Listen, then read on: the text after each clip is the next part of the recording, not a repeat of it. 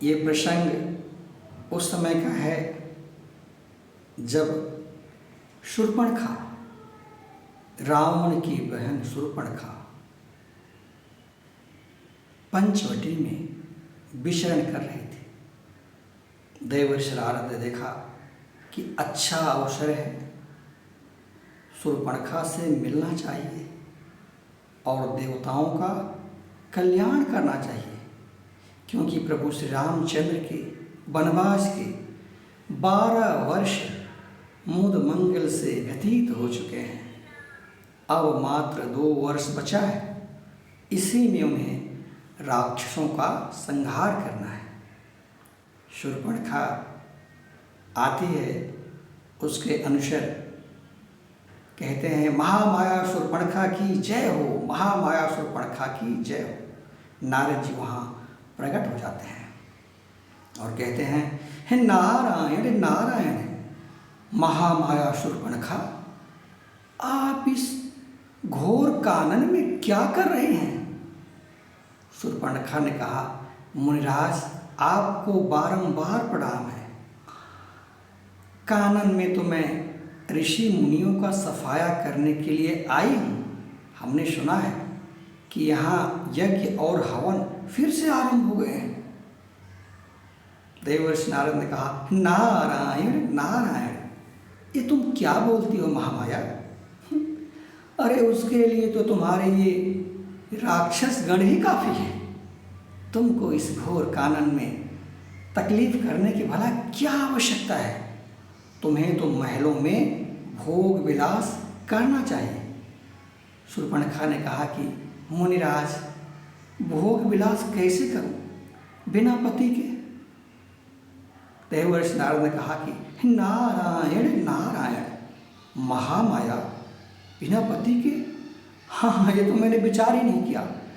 अरे तुम तो विवाह के योग्य हो, कोई वर ढूंढ लो। शूर्पणखा ने कहा कि मुनिराज ऋषि मुनियों का सफाया करना तो मेरा एक बहाना था। मैं तो अपने योग्य वर के तलाश में ही यहाँ घोर कानन में आई हूँ। आपकी नज़र में कोई हो तो बताइए। देवर्षि नारद ने कहा कि नारायण नारायण, महामाया आप कैसी बात करते हैं? तो समझिए आपकी प्रतीक्षा पूर्ण हुई। यहीं पास की पंचवटी में 2 बड़े ही सुंदर राजकुमार आके ठहरे हुए हैं, जिसमें बड़ा राजकुमार तो इतना सुंदर है कि करोड़ों कामदेव की सुंदरता भी उसके सामने फीकी पड़ रही है। तुम जाओ और उनसे प्रणय निवेदन करो। शूर्पणखा ने कहा मुनिराज आपका मैं बहुत आभारी रहूंगी, आपने योग्य वर बताया। अच्छा अब मैं चलती हूँ। देवर्षि नारद ने कहा कि नारायण नारायण, महामाया आप योग्य वर का पता सुनते ही इतनी उतावली हो गई? अरे अपने तन मन का तो ध्यान रखो। इस राक्षसी वेश में वहाँ मत जाना, वहाँ सुंदर स्त्री का वेश धारण करके जाना, तभी वो सुंदर राजकुमार तुम्हारा प्रणय निवेदन स्वीकार करेंगे, अन्यथा बड़ा मुश्किल है। शूर्पणखा ने कहा कि मुनिराज आप तनिक भी चिंता न करें, मैं वहाँ एक योग्य सुंदर सुकुमारी का वेश धारण करके जाऊंगी, जिससे वो राजकुमार मुझे देखते ही मोहित हो जाएगा। ये कह के शूर्पणखा अपने अनुचरों को वहाँ छोड़ करके पंचवटी की तरफ प्रस्थान कर गई और वहाँ पहुँच करके राम की सुंदरता को देखकर उन पर मोहित हो गई और कहती है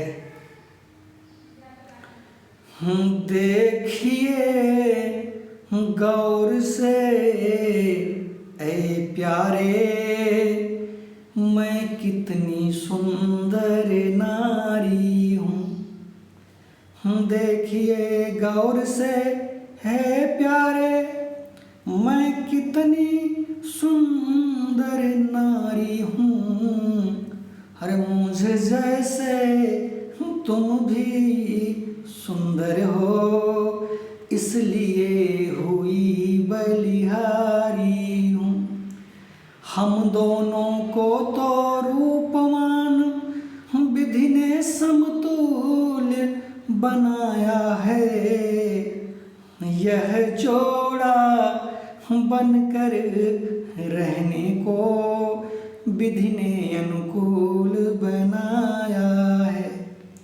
शंका विचार का समय नहीं, संचारी प्रेम प्रवाह करो। मत पूछो किसी ज्योतिषी से, मुझसे विवाह तत्काल करो। श्री रामचंद्र जी उसकी तरफ देखते हैं और मुस्कुराते हैं, कहते हैं कि हे सुंदरी, वास्तव में तुम परम सुंदरी हो और गुणवती भी लग रही हो, किंतु क्या करें, हम विवश हैं। हमने एक पत्नी व्रत धारण किया है। श्री रामचंद्र जी ने कहा कि हम ब्याहित नहीं, कंवारे हैं। श्री राम जी कहा कि हम कुंवारे नहीं, विवाहित हैं और एक नारी व्रत रखते हैं। हम कुंवारे नहीं, विवाहित हैं और एक नारी व्रत रखते हैं। अपनी को छोड़ के और सभी को माता बहन समझते हैं। राम जी ने कहा कि सुंदरी, क्या करें, यही मेरी मजबूरी है। बाकी वो हमारा भाई लक्ष्मण, उसकी पत्नी उसके साथ यहाँ नहीं है, तुम उससे अपना प्रणय निवेदन कर सकते हो।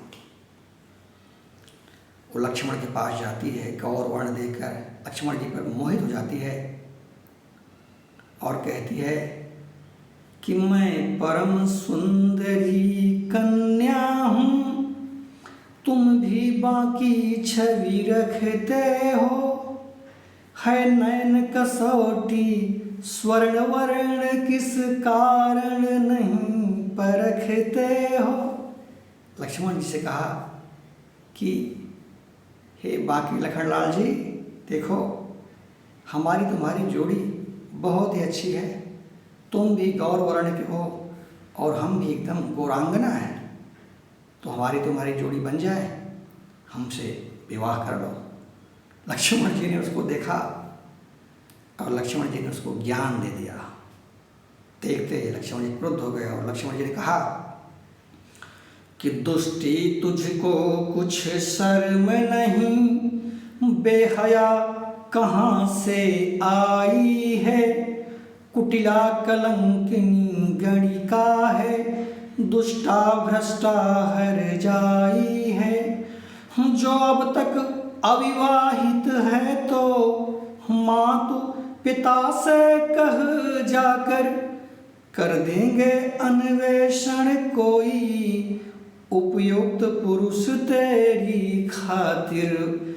और हो चुका अगर संबंध कहीं, तो उचित करो सेवापति की। स्वच्छंद विचरना योग्य नहीं, है राह दुखद और दुर्गति की। विधवा हो तो कुल रीति विवश, व्रत नेम परम हितकारक है। पृथ्वी का अवलंबन करना भवसागर का उद्धारक है। जो नारी निरंकुश फिरती हैं, वे कुल को दाग लगाती हैं। व्यभिचार दोष में दूषित हो, यमलोक अंत में जाती हैं। ये ज्ञान सुनकर शूर्पणखा का माथा ठनक गया। उसने विचार किया कि यही राम की पत्नी सीता, यही आड़े हाथ आ रही है। अगर ये न रहे तो राम के साथ मेरी जोड़ी जम जाएगी। तो उसने विचार किया कि मैं सीता का भक्षण कर लूँ तो काम बने, और नारी विहीन हो जाने से निश्चय मेरा पति राम बने। ये विचार करके उसने राक्षसी का विकराल रूप धारण किया और सीता की तरफ झपटी। श्री राम जी ने लक्ष्मण को संकेत दिए। लक्ष्मण पहुंचते हैं और उसके नाक कान काट देते हैं। बिना नाक और कान के शूर्पणखा विलाप करती हुई भागती है। रास्ते में उसे देवर्षि नारद मिलते हैं, कहते हैं नारायण नारायण। महामाया शूर्पणखा कहती है कि मुनिराज आप हमारे रास्ते से हट जाइए, नहीं तो मैं आपकी बीड़ा सीढ़ा सब तोड़ के फेंक दूंगी। नारद जी ने कहा कि नारायण नारायण, ये क्या कह रही हो महामाया? अरे हमने तो तुम्हारा मार्गदर्शन किया, तुम्हारे योग्य सुंदर पति बताया, और तुम ऐसा व्यवहार कर रही हो। शूर्पणखा ने कहा आपको दिखाई नहीं देता, मेरे नाक और कान कट चुके हैं। देवर्षि नारद कहा नारायण नारायण, ये किसने किया महामाया? किसने ये धृष्टता की है? उसने कहा कि उसी राजकुमार के छोटे भाई ने। देवर्षि नारद ने कहा कि महामाया कोई बात नहीं, ये आप जाके महाराज रावण को बताइए, वो अवश्य इस कृत्य का उन्हें दंड देंगे।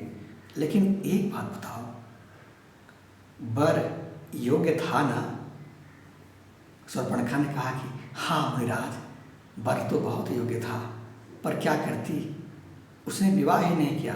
बोले नारायण नारायण, घबराने की बात नहीं है, महाराज रावण से जाके कहो तुम्हारा विवाह भी करा देंगे।